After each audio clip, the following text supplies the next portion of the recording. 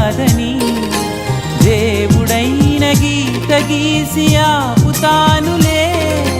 చరితలో మన కథ నిజముగా నిలుచును యుగములు గడిచిన నీలో ఉన్నది నే